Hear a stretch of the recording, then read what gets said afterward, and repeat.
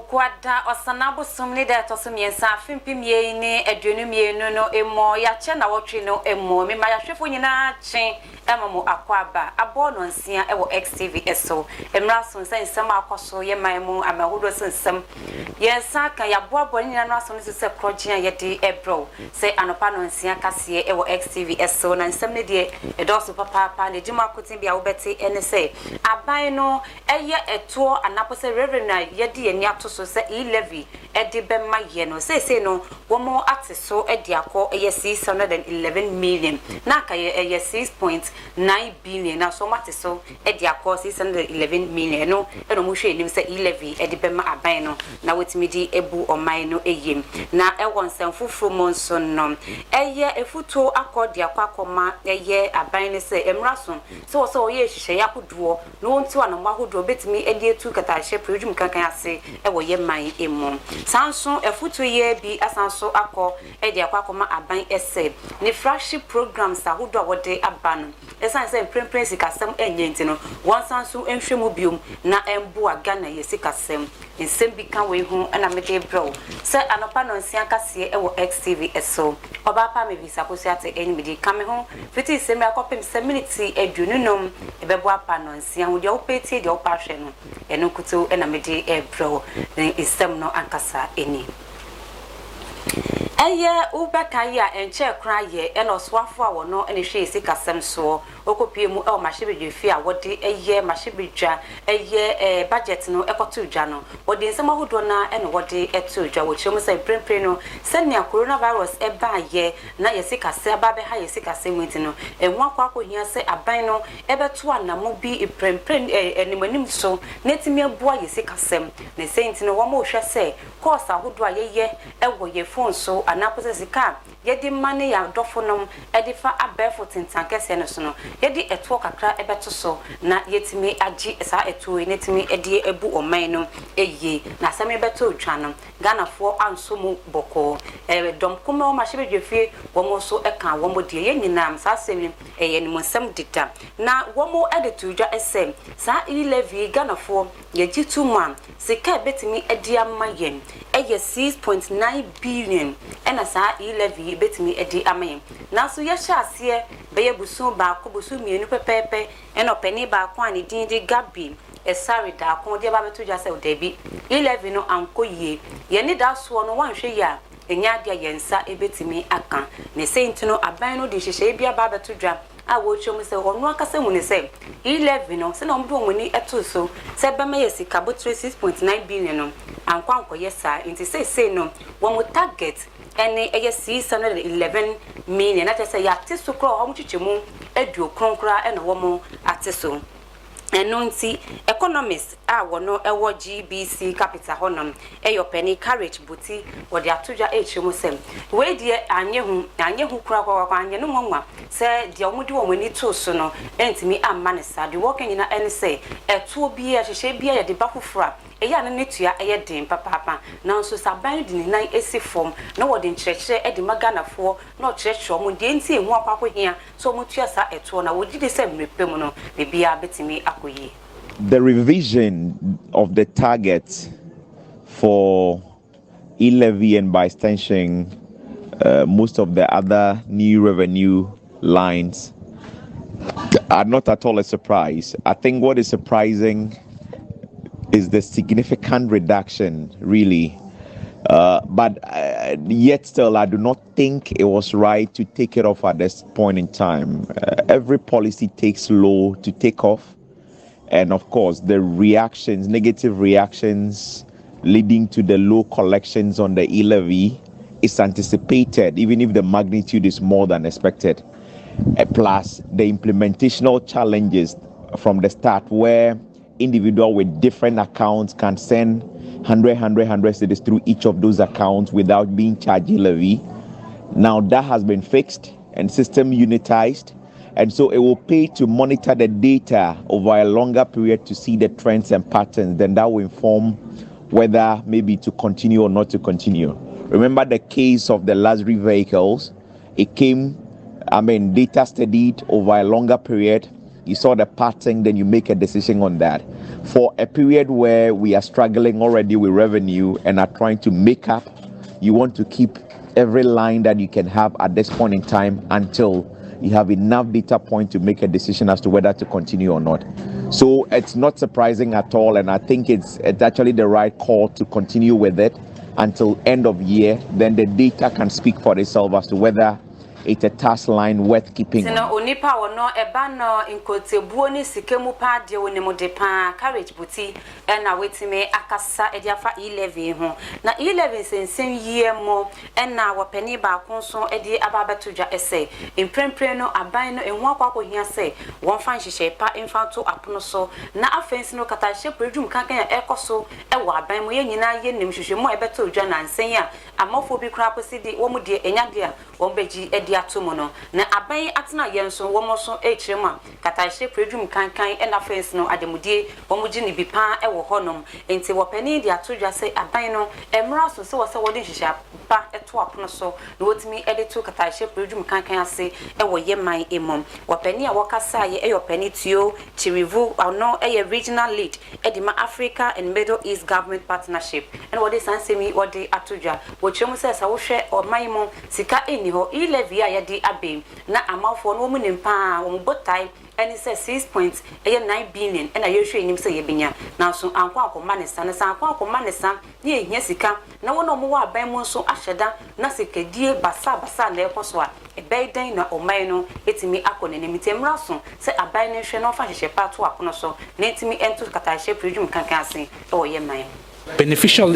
transparency is important because this is how you are able to find out who is actually doing business with government, how they are getting these contracts, and make sure that it limits and reduces the amount of corruption, fraud, and illicit financial flows. So it brings back money into the public purse so that money can be invested into schools, into education, into healthcare centers, and making sure that citizens get the services that they need. So this is why beneficial ownership is important. And for the open government partnership, it is important because it is a way of deterring corruption, but it is also important in the sense that it enables citizens to know who is doing business with government, who is getting contracts, government contracts, especially those that have political influence, that are getting contracts from government. Beneficial. Senior presidential advisor ya Osafo Manfo wono so edi atoja essay hye yahodwa penifo kan sama hurefuto biara womo ede ema ban no wombeso no wombete ne asopem no metimi ede aye adwuma netimi aboa na Ghana yesika semso esanso ejina ne naso. Emphasizing the critical role of domestic revenue mobilization and sustained efforts by government to reduce corruption through policy and legislative forms to contribute to the achievement of sustainable development goals. The 2015 Addis Ababa Action Agenda on Financing for Development, for instance, emphasized that mobilization and effective use of domestic resources are central to our common pursuit of sustainable development. You cannot talk about development without enhancing domestic revenue mobilization. Emphasizing the critical enetu abainefo eyoneyem ne ya Osafo Manfo ena wakasa no yanto akase no so na yeguso ewo abanmoa enesam onimpa se aban wa babekasa se onu akasa wo makasa nim se no nyemamu ayedin papa eno nti ena mprempren yede yentuma akwakobo AI mefo ntuma ano na yesimi akwakoji bisin bi ne yedi aye oman no eyi nanso impanifo bi a wo mu ewo oman Ghana mu banisi kasem omu nimu de pa womu kasa edu echira nkasa omu de atodwa esem se no oman no mu ayedi na nyema enkoyia na ehu akwa hia se nhihya ahodo a aban no de aba ebi any free SHS nema hodoɔ ɛna be teacher training ɛna friends nursing training allowance am mre bi etwa mu ye twa mu no aban no sanso ɛde abebium no ɛho behia allowance kakra kakra bi yɛde ma adwumayɛfoɔ yanfa ma ɔmo pɛ no ma hyase etia no mu ye ɔyɛ kyerɛ ɛwɔ man Ghana mu no so man no mu ayɛ din na nyɛ no ɛna yɛ wɔ maketu ankasa ne mo wei ɛyɛ sopi bi a yɛde ɛma ɔmo dia ɛho behia sɛ sanhyehyɛ yahodo nyina yɛnsan so ɛhwɛ mu biom sɛ yɛbɛyi afi hɔ kora yɛnyi afi hɔ sɛ na be ya ɔban no bɛnya sika wetimi edi abu ɔman no eye na ne titiri pa ɛyɛ free SHS no wɔn de atodwa ɛtwe mu sɛ Ghana fo bebree ɛwɔ ɔman mu a wɔn ankasa betimi etua fees ɛde ama wɔn ma yɛnhwɛ wɔn na wɔn betimi etua no yɛma wɔn ntua na wɔn a wɔn ntimi ntua na aban no nso entua bi anapɔ sɛ aban no hwɛ sɛ awofo betua half na aban no nso etimi etua half sɛ na be ya aban no ho betimi ahenhan no na wetimi edi abu ɔman no eye enti no wɔpani a wɔnom ɛna edi yosefuto wei Edima Aban, Professor John Asafo, wono fellow African Center for Economic Transformation. Na wono ena wodi sansemye wodi atodwase aban no ihihia hodo a wodi aba awo ne nyina ene se wodi bua wo man no. Won sanso hwe mu biom se na be ya ne ho betimi hinhan ne kakra e wo sikasem. The government needs to rationalize and cut back more on its expenditures. The government can review and redesign some of the flagship projects, especially those that are draining revenues and do not have the potential to either build natural capital or increase government revenues. There's a need to reduce corruption and financial waste in the public sector. So here we can build the capacity of the special prosecutor to go after individuals found to have misused or squandered state funds. And this is really huge. These are huge amounts. The Auditor General needs to be resourced to undertake more frequent audits. And we should strictly enforce the Public Financial Management Act. And we need to start with a swift implementation of the tax exemptions bill. We need to quickly implement the collection of property taxes, and we need to aggressively start prosecuting tax defaulters, both individuals and companies. We need to show that we have a plan, short to medium-term plan, to first of all, rein in government borrowing, which will help us to increase revenues and contain expenditures. And we need to have some debt ceilings. The government needs to rationalize and cut back more on its expenditures. The government can review and redesign some of the flagship projects, especially those that are draining revenues and do not have the potential. Professor John Asafo wono ena wetumi akasano na yanto akasia no so ewo edwedie mo nsemu a yenkopie mo ewo Asante Mante mo wona omo ebie hotels ahodo ahomidie bia ahodo a womo agi amafo ewo honom no womo dia desede e dia to aban no enim ese eto ahodo a wogi womo no wonti so kakrase ne be ya womo adwuma no so ebetimi akonkan wo kyerem se eto a ye dia ma womo a womo otua no edoso do eba ne sa so obi ba honom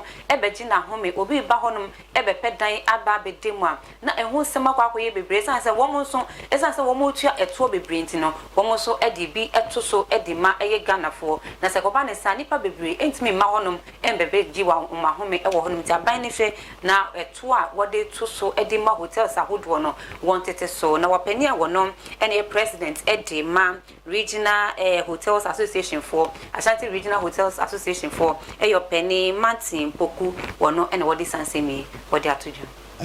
It is not like how it used to be. You know, we are in tough times. Things are very difficult in the country. We are hoping and we are praying that things will change because it affects every facet of business in the country, not excluding hotels. The tax, one, we have fire service tax that we pay. We have EPA, Environmental Protection Agency. We have LDF, Foods and Drugs Board, or Drugs Authority. We have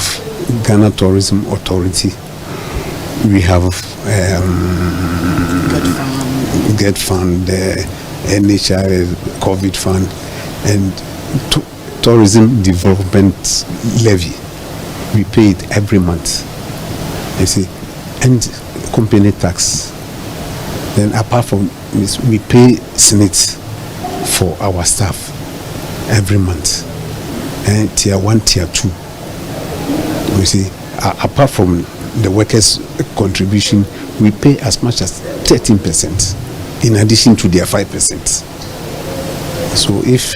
cumulatively, we pay a lot of taxes. So if the government can bring it down to the level of where traders are also paying the 3%, it will really help us, because it increases the rates, our rates. You see, if our rates are high, it discourages guests to patronize our business, because we add it on. If I'm charging 100 cedis and I add 20 cedis to it to take care of VAT and the rest, it means our rates are going up, and it will discourage a lot of guests to patronize our business. Penny Manti Poku wono ene penny pa wada Ashanti Regional Hotels Association for anon. Na yanto akase no so ne yenkopie mu ewo Etifedu Mante mo eye Temale Metropolitan Assembly no omwetimi ekwakodi dwuma bi PR wokasa edima womo eye Ademu Mustafa wode atodwa say interjechi ya yeye nansen ya amafo bi akwakosi sisi tabodan ede sisi nchen nyina ra twese honum nyina ye basa nti wo ma hyase a wo mo dridri sa adeni nyina etimi ediegu wo na ekrom ho etimi ate papa na ahunidie nso etimi akonkan. We deployed a number of state institutions responsible for public education campaign, the likes of Information Services Department, the NCCE, to cause public information in respect of the exercise. So this is not news. They are expected, but the reactions we're getting here, some of us are not very surprised, because we know exercises like this will always attract comments like we're witnessing. But we want to appeal to the general public to remain calm. All that we're doing is for public good. We are not just saying they should leave the place without offering the alternatives. So we have created, in our view, the enabling environment for this exercise to succeed. We expect them to cooperate with us. Yes, there will be challenges. Let them get back to the drawing board, share the challenges with us, and then together we chart a new course for the beautification of Tamale. We deployed a number of state institutions responsible for public education campaign, the likes of Information Services Department, the NCCE, to cause public information in respect of the exercise. So this is not news. They are expected, but the reactions we're getting here, some of us are not very surprised, because we know exercises like this will always attract comments like we're witnessing. But we want to appeal to the general public. Nipa wakasa edima Temale Metropolitan Assembly no eyopeni Ademu Mustafa ena wakasa na wachichi nsemo ede achire nsenthrefo no yengira ne nsemusune na no peka say wodi mo no yemfeni nyina mfesi aseda kese confirm wa sawunya brand adaje na wo hwe XTV ya no pa no ansia kase open live e wo Facebook eye XTVGH yewia na abonsem nyina bete uko YouTuber eye XTV Ghana uko pim e wo TikTok eye XTV391 Instagram eye XTV Ghana Twitter eye XTV Ghana anope main fast down Infama Chichi Beauty Parlor, Chichi Beauty Parlor Sebra, se wig no pesa wo ye edemau, sa utino pesa wo bo, ebi o pesa wo fixing, ebi o pesa wo ye makeup, ebi nswa, no pesa wo ye pedicure and manicure no, ni nyina uba na so ye obi ni nyina ebi ediamau, ebi nswa bebi o wo no, o pesa oba won chen, no be ye ewo fie edemau no, wodi ni tools ni nyina be back onom, na wa be ye bi ewo fie ediamau na se wo ye home service eno no, de hia ne sa wo be frɛ no, wo poko ase festos, Adon Plaza building no, second floor eho ena obehuno na tese nenimotia nkasa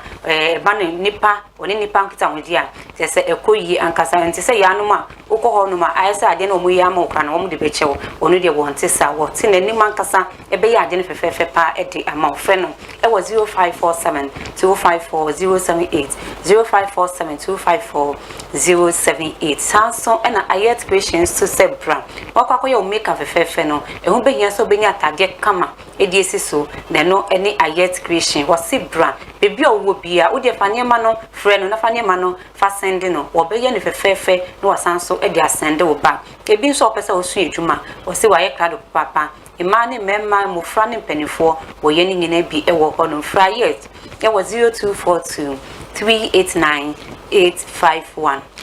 0242 389 851 na misra wo say bia we bie hotel we bie restaurant we bie eye school clinic o pese o bo wadwuma no ho dewro XTV ya pa ede amount ebebo ho dewro ede amount mamofo obi biara ebehu bebi owo no mo ntimi enu ababedi dwa de hia ne se obefa ye marketing team no e wo 0204 700 404 0204 700 404 anope dojina kamera ne chi emame e ya DJYX Samsung okopie mu e wo MC ahwadu twa metumu e yellow abra Bismarck nso etanichi ni pokunchi nse nyina go krata so mame number kinkan edemawo e Zainab Hassan na me kinkan edemawo nso e yo ba pa Mavis Akosua ate me sorry so magudie mo nsem de opete de opahwe no when you have a microphone at Mr. Moat why crowd papa or the ebro ntimo afidie no enda he ya me da wase emomo enihwe